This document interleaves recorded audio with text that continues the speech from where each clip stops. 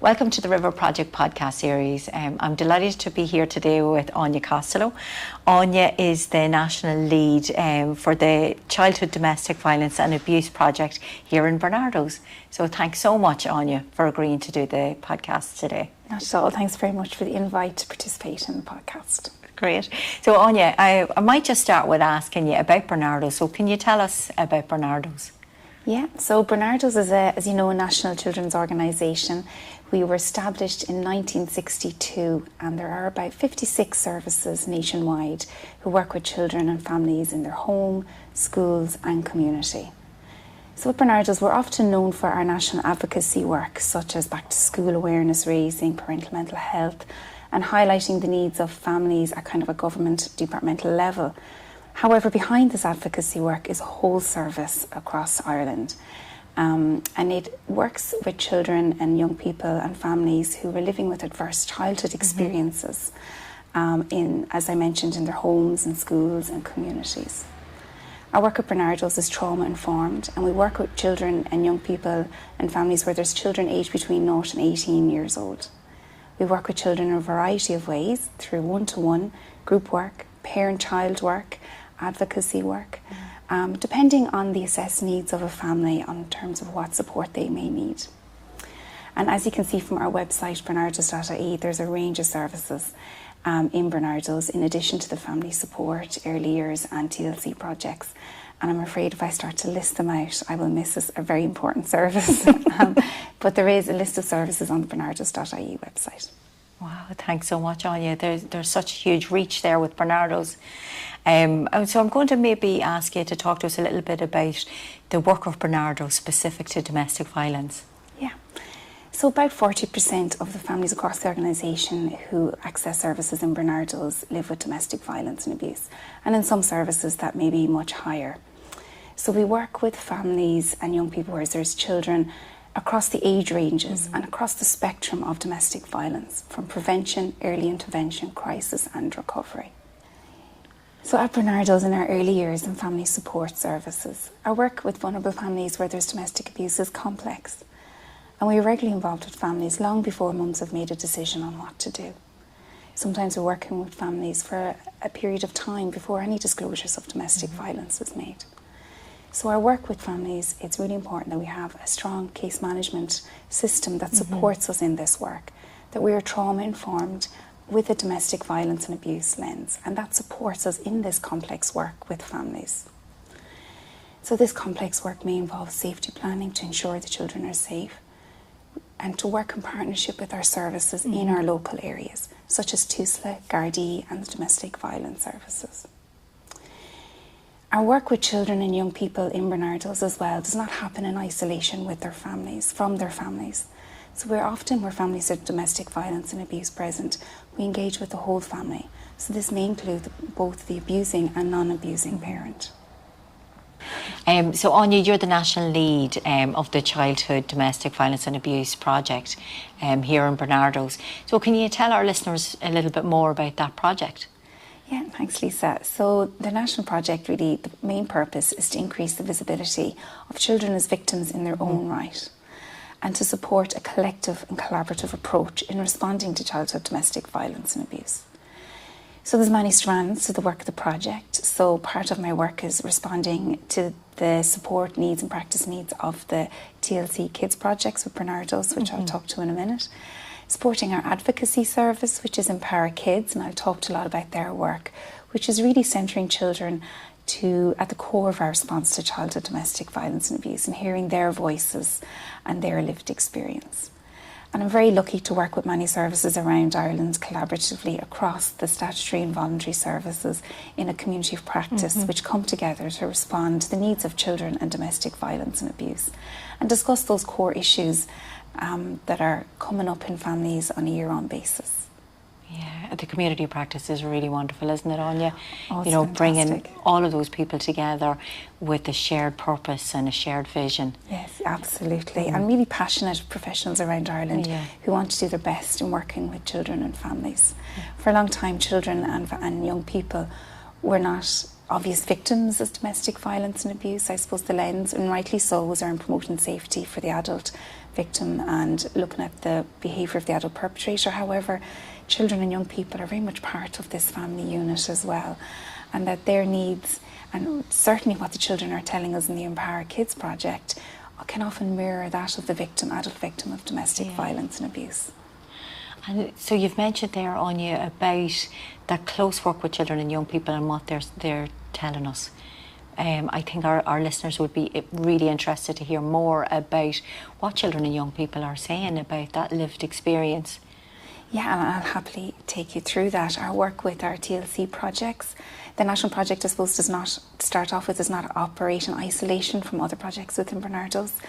And our work with the TLC Kidz projects informs our work all of the time. There's many children coming through nationwide. There's 9 locations across Ireland. And the work with the TLC Kidz project really highlights what children are saying, the needs emerging for families all the time.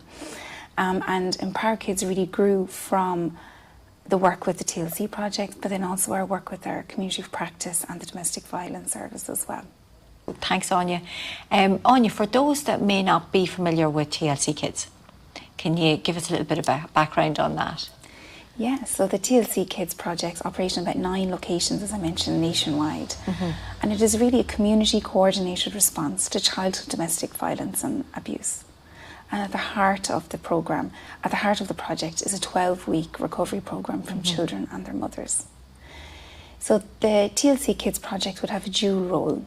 So number 1 is build capacity, so supporting local area services and improving referral pathways for children and families on their journey of domestic violence and abuse, from prevention, early intervention, crisis and recovery. And supporting community services in a community come together to respond to the needs of children and young people. So that may involve training, local area awareness events.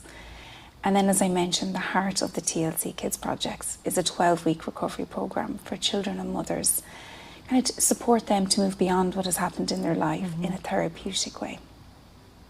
That's really, it's a wonderful initiative, Áine. Yeah, thank you. And I'm sure that the insight that you gather from that really important work with children and young people, as you'd mentioned, it informs the work that you do throughout Barnardos. Yes, but when we think about it, I might just bring you towards the impact of this experience for children and young people. You have such an insight into that now with your work. Can you maybe say a little bit more about that? Yeah, absolutely. And I suppose when domestic violence and abuse, as we mentioned already, happens in an adult relationship, it is a harmful context for children to grow up in. And in Ireland, we don't have data on how many children and young people live with domestic violence and abuse. It's not there. We have statistics on how many victims there are in terms of male and female victims. But I did come across a statistic that was at a webinar in the UK recently where John Devaney was speaking. And he said that it's estimated that 1 in 4 children experience domestic violence and abuse during their childhood, with 6% of all children reporting severe abuse, such as witnessing one parent kick, choke or beat up the other parent. So that is quite a stark statistic, which estimates that up to 20 to 25% of communities, there's many children and young people living with domestic violence and abuse, or 20 to 25% of schools, both primary and secondary. Yeah. And I think it's also important to be aware that domestic violence and abuse has no boundaries, and that affects children and young people from all communities, from all backgrounds, in all parts of Ireland, both rural and urban. And at Barnardos, at the National Project, we have the National Advisory Group for Childhood Domestic Violence and Abuse, of which we have very rich input from statutory and voluntary sectors. And as we mentioned already, a community of practice where services come together. So at the start of the journey, we decided to look at, well, what do we mean by childhood domestic violence and abuse? So we went through kind of 2 years deciding, well, what is it? You were part of that work, Lisa. Yeah. What do we mean by childhood domestic violence and abuse? So I was thinking it might be useful today that I can reference the viewers to the paper, A Shared Understanding, that is on the Barnardos website, but maybe take you through the top points from that paper. I think that would be great, Áine, because that, as we discovered ourselves on that journey, there can be various perceptions on what that Yeah, experience is. We had different lenses and different visions, and we all came together, and it took some time, but I think we did get there. So in putting together, I suppose, that shared understanding, we reached out to our community practice and to all the professionals on our national advisory group, and we asked them to kind of what do they feel should be in a definition of childhood domestic violence and abuse. So I'll take you through how the professionals describe childhood domestic abuse. So one of the first pieces is that domestic violence and abuse affects every aspect of a child's development, from conception through to adulthood. That it is experienced through their senses, where their lives are dominated by fear, control, isolation and intimidation. That children are not passive bystanders, that they are centrally involved in the experience themselves.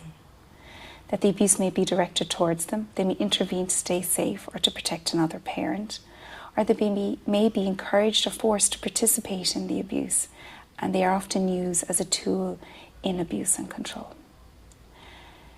And we've also put into that definition, and we don't have to look too far afield from Ireland, but there are many cases where the children living with domestic abuse that are at risk of child domestic homicide, because it is often in the context of coercive control that children can be killed.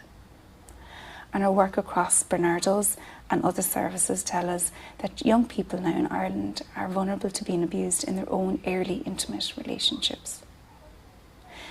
So as you can see, that definition of childhood domestic abuse, we use quite adult-centric language, such as isolation and intimidation. So I'd love you now to hear when we consulted children in the Empower Kids project with lived experience of domestic violence and abuse, and hear what they have to say.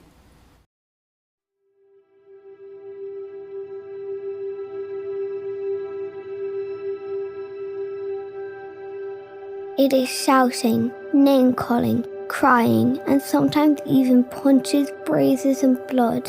It gets louder and louder. They don't think we can hear, but we can, even if we're in the last corner of the house. We're worried that Mum might get killed. We hope it will pass and things will be back to normal, but we are still scared thinking about when it will happen again. It's a really bad feeling in our heart. It feels like it's broken. Sometimes we feel it in our bodies too, and our bones start to hurt. We find it really hard to stay out of it. We try to stop it, but it doesn't work. It's our job to protect our little brothers and sisters. Sometimes we are told whose side we're on. We don't like it. Some adults think children are stupid, but all children have a voice. Together, we can paint a better picture. So Áine, we've just seen a really impactful and powerful animation there from children and young people that really is such a valuable and I'm sure a valued resource for all ages. In terms of this really innovative work, are there key, I suppose really what I'm trying to ask is key messages, key areas of focus that perhaps you want to share with listeners in terms of this work? Yeah, we're going to talk a lot about coercive control, I know, in a few minutes, and I think it's important, I suppose, for us to recognise when we talk about impact that coercive control can happen and domestic violence and abuse happens in families long after separation. So true. And sometimes we often rely on safety planning to remove the abusing parent from the home. However, coercive control and domestic violence and abuse lingers for many, many years after separation. And especially where there's children and young people in a family, that can be used through the courts for a long time. It can be used through access or control over maintenance. It can happen long after separation. And I know that Stephanie Holt in Trinity often says separation is not a vaccine. And I think our work with children and young people and our work with families and our experience tells us that a separation is certainly not a vaccine when it comes to domestic violence and abuse. Oh, absolutely. That's such an important point, Áine, because, you know, even at this stage, there are still people considering that once separation occurs, well, our work here is done, it's fine. And actually, what the research will tell us and the lived experience will tell us that can actually get even worse. Absolutely. And I'll never forget one of the mums in one of our mothers' groups saying to me, just because you don't hear from us in a while, it doesn't mean it's not happening.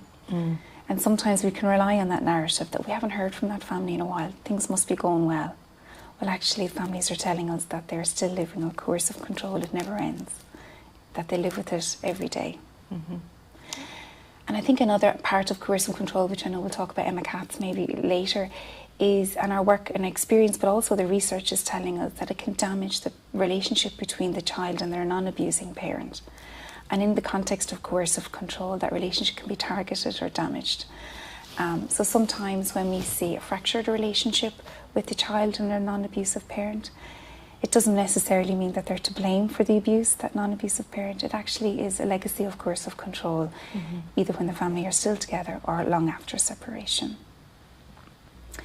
And another term that's being used a lot at the moment in Ireland is that domestic violence and abuse can be seen as a parenting choice. So we, as families, we all make decisions every day in the best interest of our children. But when an abusing parent is making choices in the home to withdraw food, to withdraw heating, to lock a fridge, to have no friends or family allowed to see the children and young people in home, or the non-abusing parent, they're parenting choices, just as much as we all make decisions in the opposite, such as for our children to see their extended family and make sure they have lots of social opportunities, to feed them the right food, the best food we can, and provide for them. So parenting choice and domestic violence and abuse are closely linked when it comes to our work with children and families. And when we look at it as a parenting choice, we begin as the first step in placing the responsibility back onto the abusing parent and naming it and documenting the pattern of parenting choices that we're seeing in our families and our work every day. Wow, that's such a massive point that needs such attention, isn't it, Áine? Yeah. Really, just in terms of the perception of the non-abusive parent and the support of them. Yeah. So thanks, Áine. They're really important key points there that you've drawn from your work with children and young people. You've spoken about the experience of coercive control, and maybe can we talk a little bit more about that learning from children and young people in relation to coercive control? Yeah, thanks, Lisa. Yes, we've talked you through kind of our learning around coercive control and our work with professionals and our work with families. And at the Empower Kids project with the Barnardos, we have done specific projects around coercive control and children and young people. And as you saw from that first animation, a lot of children's descriptions with Empower Kids project initially described that physical aspect of domestic violence and abuse that we're familiar with from over the years. But we started to get little snippets of what that 24/7 eggshells was like for children. In the animation that you just saw, they mentioned that if we expect it, we'll be ready for it. So kind of just giving us a little glimpse into kind of the overall, the all of it experience of domestic violence. So when we went back to the young people and children and we started to see more and more of these descriptions coming through, we kind of said, was this something you'd like to develop a little bit further? And in 2023, we launched the Children's Coercive Control Web, which is available on the Barnardos website. And that Coercive Control Web really highlights that the range and patterns of behaviours and experiences that children live with when they're with domestic violence and abuse, so the non-abusive behaviours that children are living with on a day-to-day basis, that makes them feel that they're living on eggshells, that makes them feel. And the imagery that's in this web really lends itself to understand about how it impacts children, because they talk about feeling that they're a bird in a cage. They talked about feeling they're being wrapped up in chains. So the imagery in the web really lends itself to the impact of coercive control on children and how they described it for us. So the Coercive Control Web comes in a few different forms. It comes in a poster for services and this little handy swatch, I suppose, for better words, that a social worker, a professional, a frontline worker can keep in their desk, in their drawer, and kind of take it out and kind of just check off that the family they're working with, have they named any of the experiences. But what we've also recognised that children's own unique experiences are central to them and their lived experience where they live and their family. So we've made a version of this that a professional can use in their own work with a child and young person. So they can print off a blank version and they can support a child to create their own unique coercive control web so that they are able to name and have their experiences validated.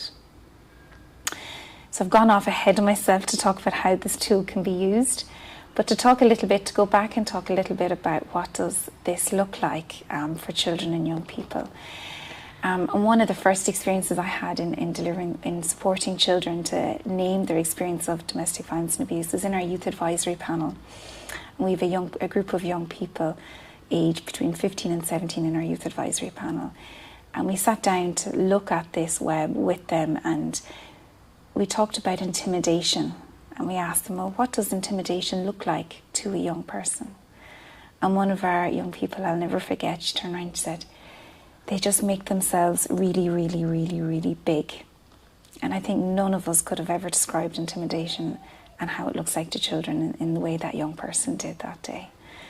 For them, in emotional abuse, or we named it as hurting us inside, they talked about using curse words, shouting and screaming at us, ignoring us, name-calling, having no patience. So again, that 24/7 eggshells. As professionals, we love the term isolation when we describe domestic violence. But when we ask children what does isolation look like to them, they described it as such as making us feel alone, taking our phone off us when we visit them. And anyone who's worked with teenagers or young people know how important phones are in terms of safety, but also to feel connected with their non-abusing parents, especially while they're on access. Emma Katz in her research talks a lot about children and young people not having seen their wider social network or not being allowed to play with family and friends and seeing their aunties and uncles. And that's exactly what children and young people of the Empowered Kids Project described to us. Not allowed to go outside, not allowed to play outside, not allowed to have friends over, not allowed to see their family. And in domestic violence and abuse, the term gaslighting has been used quite a lot. And when we ask children and young people of the Empowered Kids Project, what does minimising and blaming, which is a tool of domestic violence and abuse, what does that look like to you? They almost described a range of behaviours that are similar to how adult victims are describing gaslighting. So saying it's not a big deal, saying what you did was deserved, not taking responsibility, pretending it didn't happen. So a young person is at home confused as to what happened or didn't happen and minimising it, making them, young people are saying, I felt like I was imagining it. So blaming young people for being too sensitive, blaming young people for arguments, blaming young people for making them angry, and making a mess and for their unhappiness. So coercive control and the patterns of coercive control, young people of the Empowered Kids Project have really described them in huge detail to us when we talk about coercive control. This web is a range of behaviours, and we use the power and control wheel that was developed by Ellen Pence as a template. And really interestingly, when we finished this, one of the young people in our yappers, a couple of the young people in our yappers said to us that they've never before been able to describe their experiences until now, until they sat down and started to map out what that looked like for them. And we're hearing of young people and adult victims seeing this web in services and giving them the validation of their experiences, giving them the permission to talk about their experiences, and given the language to talk about their experiences of coercive control, and naming that children are victims of coercive control in their own right. One of the young people who was involved in making this, she described it when she saw the final version. All the children and young people have to obviously give us the okay that this is what they've designed, and it truly represents what they've said. And they said, this is like a dictionary of my experiences. So I'm not going to go through here and take you through every single aspect of what the children are saying, but they've described financial abuse, such as not being allowed to access food and heating at home. And it's cruel. When we look at the patterns of coercive control in a family and the impact it has, there's a cruelty to it. and children have named these patterns in great detail. So I urge anybody listening to the podcast to go on barnardos.ie and look up what the children are telling us of their experiences in the Coercive Control web.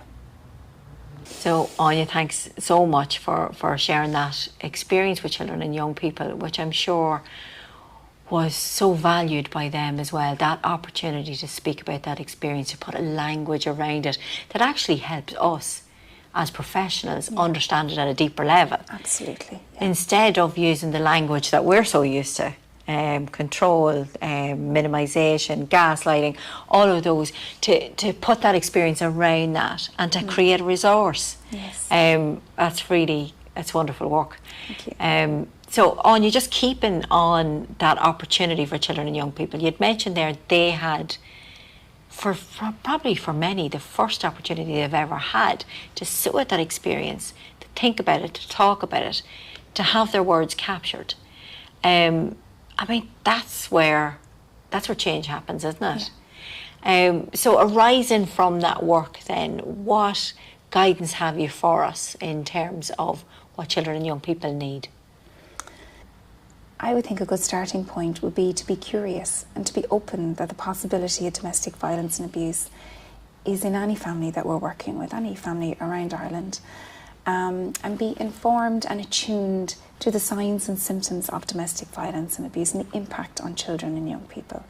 It is our responsibility to keep updated on what they are, to know what the terms are, such as gaslighting and coercive control, to know the impacts on children and young people and families, so that we can be attuned to what's happening in a family when they present to our service.